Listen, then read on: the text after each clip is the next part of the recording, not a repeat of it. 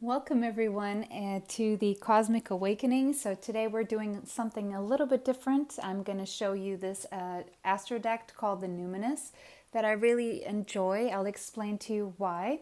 Now, okay, so if you like my channel, don't forget to subscribe, hit the bell because I do pick a cards here. I do live readings free and donated.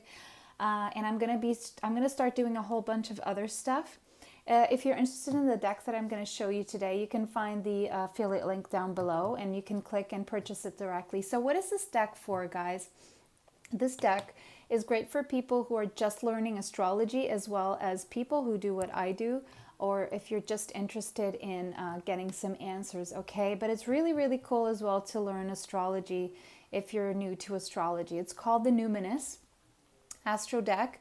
It's by Ruby Warrington, founder of a website called the Numinous, as well as Beth Matassa. Okay, it's a 45 card astrology deck, and it has a guidebook. So we're going to open up the lid, and we have the book, which is quite big, which is quite cool because it's an actual book. It's not a booklet, okay? And so, yeah, let's see what's inside it. So we've got the introduction. What is astrology? How to read your birth chart. So it actually teaches you how to read your birth chart. How to use these cards, the signs, the planets, the houses, and the aspects. Okay, I'm going to... and she says, I was around 3 years old when I learned I had been born in the Chinese year of the dragon. What a result. The dragon was powerful, charismatic, and she goes on to explain how she got into astrology, and she explains what astrology is, okay? So it's kind of like a mini introduction course here. How to read your birth chart as well. You know, there are places where you can make your birth chart. I can leave those down below as well if you're interested. And I'm going to explain to you guys how this works, because before I bought this deck, I really bought this deck because I like to use it in my readings. But and it also shows which tarot cards are associated to the signs in the houses, which is quite interesting as well. So I'm just going to move this to the side here for now that I've showed you the book. And let's concentrate on what we have inside here. So it's divided in two. So these cards are actually quite nice to hold and to shuffle. Okay, but I'm not going to be shuffling them now because I actually organized them in groups to show you what this is about. So this is actually the name of the deck, this first card that I'm going to show you, and the Numinous stands for mystery, okay? So it's tapping into the mystery of who we are, and astrology really helps us know who we are, get to know ourselves, and therefore make better choices for ourselves in the future, as well as navigate the difficult aspects we may face in our lives and understand why they happen to us, okay?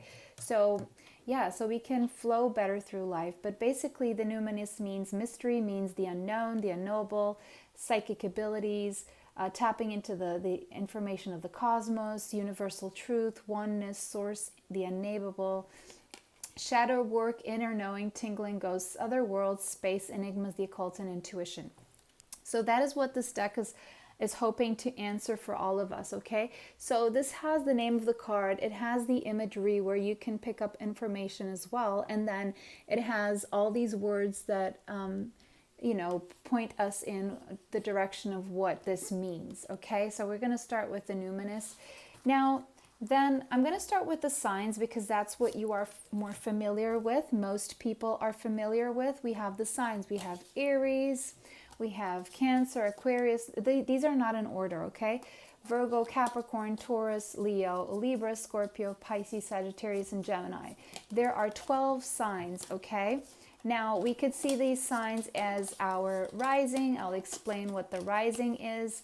We can, when we go to a reading, we can look for our rising sign. We can look for our moon sign, whatever resonates with us the most, right? So the first sign we have is Aries in the zodiac.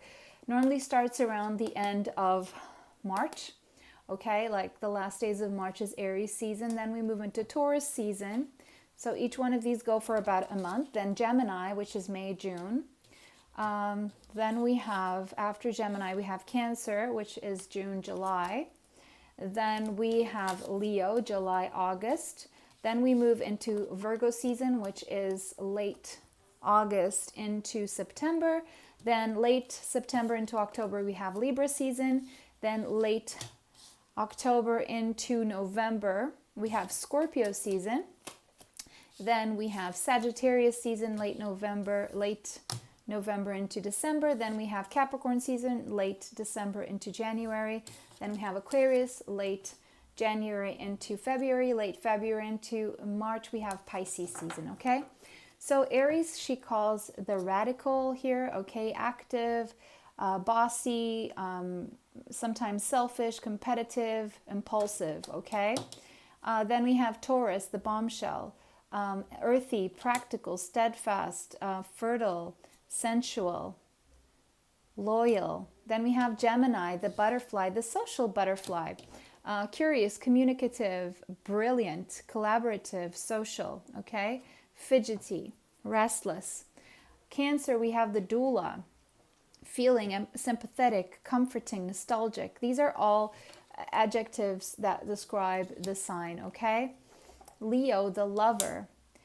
Virgo, the alchemist, methodical, aligned, ritualistic, efficient, healthy. Libra, the idealist, harmonious, cooperative, socially aware, people-pleasing. Okay?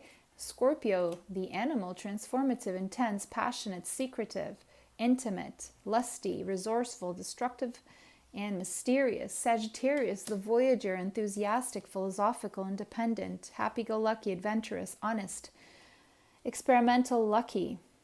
Capricorn, the boss, serious, authoritative, ambitious, realistic, structured, and it goes on, disciplined. Aquarius, the innovator, experimental, rational, unique, liberal, electric, radical, eccentric, diverse, futuristic, utopian, sometimes detached. Pisces, the mystic, imaginative, compassionative, healing, empathetic, illogical, and oceanic, impractical, escapist, emotional, spiritual, enigmatic, ephemeral, and dreamy, magical, adoring, and mystical, okay? So these are just some characteristics of the signs. Okay, now I'm going to move to the planets, okay? The planets have influences on our signs, where they're placed in our zodiac chart, okay? Where these planets are placed, they're going to empower that house. I'm going to explain what the houses are in just a minute. Maybe I'm going to start with the houses, actually, just so you can get so you can know what the houses are about. So we're going to start with the first house. The first house is the house of the self, okay? It is how you present yourself. It's your physical body. It's your outlook on life. It's your life philosophy. It's your opinions, okay? The first house is your expression, the entry point to who you are. And our first house normally starts where our rising is, okay, in our zodiac sign. Then we have the second house of our assets and our value, self-worth, okay? Our talents, our possessions, our material world, the second house, aesthetics, okay? Security as well, credit scores, right? Now, then we have the third house, perception, communication, okay? Social media, speech, thoughts, short trips, excursions, dating, siblings. It has to do, so let's say we have Mars in your third house, okay? It means you may have trouble dealing with your siblings, but I'll get more into that, okay? Then after the third house, we have the fourth house. Fourth house, roots. We have family, home, background, comfort, cooking, real estate, shelter, self-care, okay? So let's say you have Mars in your fourth house, means that you may be very active working from your home, okay? This is just some small examples. I'm going to give you more examples. Then we have the eighth house. The eighth house is intimacy. It's investments, intensity, contracts, sex, secrets, mysteries, obsessions, inheritance, stalkers, the underworld, and Kundalini energy, okay? Then we have...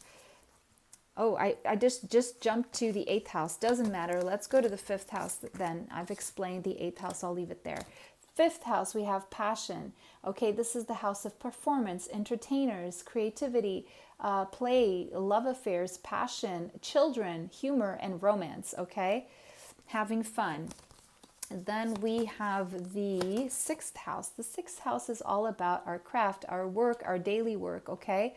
Our routines, our health, our well-being, our diet, daily rituals, how we organize ourselves, how we purify ourselves, our skills, apprenticeship, method, contribution to society, how well we do as a part of a team as well. Then we have the seventh house, which is about relationships and relating. Then this, and the seventh house is about partners, companionship, best friends, marriage, relationships in general, oppositions in our life, balance, sharing, communion, justice, balance, social awareness. Then we have the ninth house. The ninth house is the house of seeking, foreign travel, adventure, higher education, college, okay? Or just religion and spiritual education, faith, belief, spiritual quests, aspiration. So if you have Mars in your ninth house, then you would be very active in publishing a book or traveling or studying, a very avid student, okay? Then we have the 10th house of reputation, career, responsibilities, achievement, competence, fame, notoriety, standing, authority figures. This is for legacy, purpose. It's the pinnacle, the patriarchy, and the empire. So if you have Mars in the 10th house, means that you'll be very active pursuing your reputation and your fame and your social standing. Then we have the 11th house. The 11th house is friendships, group creativity. It's the edge. It is community, humanity, humanitarians, okay? Long-term goals, hope, festivals, common goals, startups, rebellion, and the future. Then we have the 12th house. The 12th house is about surrendering. It's the subconscious mind. It is also intimacy as the 8th house, okay? It's also for psychics. It's the unseen. It's healing, spiritual development, tapping into the Akashic records, prayer, sometimes guilt, okay? Baggage, forgiveness, karma, right? So if we have planets in the 12th house, that means that this will be very active. And so what you do is, now I'm going to explain the planets, okay? Mars is the planet of action, of desire, of impulses, of courage. So whatever it is it brings in these houses, like let's say Mars is in your 7th house, it may bring a lot of desire to your relationships. Like friends could, like you could easily turn a friend into a lover. Like you could be someone who mixes things. There could be anger in relationships. There could be fights. There could be also a lot of sex drive, a lot of excitement, okay, and maybe some impatience as well. Then we have Venus. So Mars is for action. Venus is for love, okay? And Mars is like masculine energy. Venus is female energy, okay? You know that book, Women Are From Venus, Men Are From Mars, or I'll leave the link to that book down below if you're interested as well. But so there's masculine, feminine energy going on here. And Mars rules Aries, by the way. Mars rules Aries. So the planets rule the signs as well. And Mars also used to rule Scorpio before Pluto came in the scene, okay? But basically here, I'm going to pair these together, Mars and Aries, okay? And Aries is also the first house, like generally speaking, of the self, okay? Then we have Venus. Venus is about love, beauty, harmony, romance, relationships as well. Okay, luxury, wealth. It's a magnetism. It's attracting. Okay, it's a planet that attracts, helps people attract. So wherever you have Venus, it will attract things to that house. Let's say you have Venus in your 5th house of romance, means you're going to be attracting a lot of love to your life, a lot of passion, possibly a lot of love affairs, okay? Venus is also indulgence, right? It's diplomacy. It's having a taste. So if you have like a strong Venus in your, like, let's say your 1st house, means you're going to dress really nicely, very tastefully, very classy. Okay. Then we have Chiron. Chiron is actually not a planet. It is a meteorite. It's a comet, I think. It's a comet, sorry, not a comet. So Chiron is about healing, okay? It's where we need to heal. It's where we have our wounds that we are healing in this lifetime, okay? It's where we need to grow. It's where we need to make amends. It's where we need to release. It's where we need to develop personally. It's our inherited issues. It's our self-doubt, generational trauma, shame, sensitivity, forgiveness, superpowers, divinity, cleansing, softness, and pain. So it's basically where we can pull a lower vibration to our higher vibration, okay? Then we have a planet, Pluto, transformation, ruling Scorpio. This one rules Scorpio, okay? Venus rules Libra, and Venus also rules Taurus. Where is Taurus? Taurus is here, okay? Rules these two. Venus. So Venus is Taurus. Taurus is the second house. Where is that number 2? Taurus is the second house, and Libra is the 7th house of relationships. Pluto rules Scorpio. Pluto is the planet of transformation. So whatever it hits, it transforms, it renews. Okay? It's for inner resources. It's basic instinct. It's for motivation, our personal power. That's why Scorpios are so powerful, because they are ruled by Pluto. So wherever you have Pluto, it will empower. If you have Pluto in your 9th house, it means you'll be an excellent teacher, an excellent student, an excellent published writer. Okay? Because it will be very powerful there. It will make you really obsessed to the point where you have no other choice but to be successful, unless you have an aspect or another planet there that is slowing down and not so benevolent energy to that or aspect. Okay, but we'll talk about those later. Now we have the moon. The moon is not a planet, as you know. It's a Earth's natural satellite. It rules Cancer. And it's all about feelings, instinct, nurturing, gut reactions, the mother, femininity, lineage, privacy, emotions, okay, moods as well, right? And it rules Cancer, and that's the 4th house of the home, of the roots, of the family, right?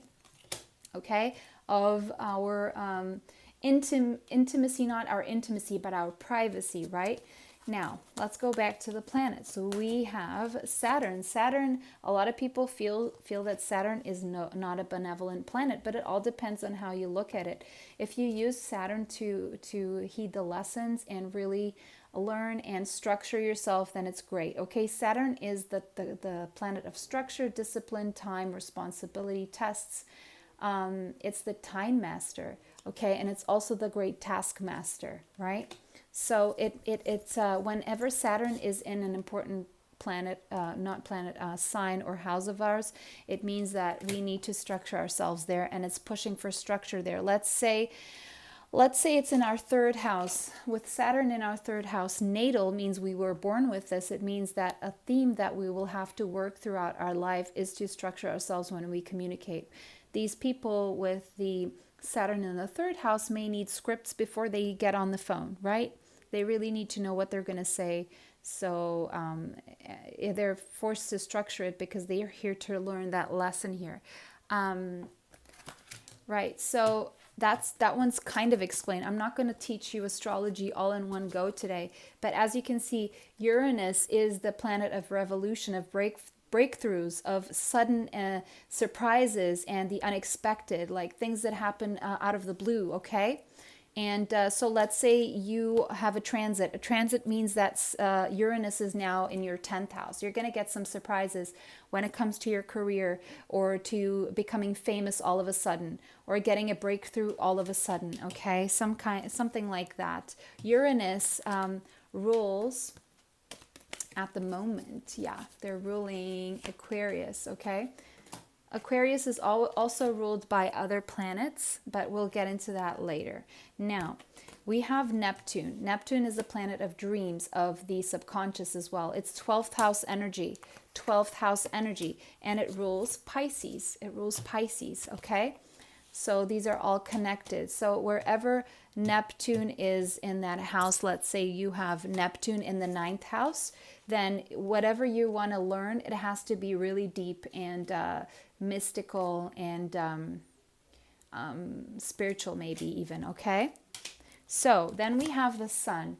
The sun is being, okay? It's our essence, the energy, self-awareness, life force, spirit, creativity, honor, masculinity, distinction, childishness, ego, the individuality, solitude, expression, self-sufficiency, shine, okay? And it rules Leo. The sun rules Leo. But our sun sign is the sign of the day that we were born, okay? Now, then we have Jupiter. Jupiter is a planet of expansion, enthusiasm, By the way, Saturn rules Capricorn and also rules Aquarius, okay? I'm not sure if it also rules Pisces.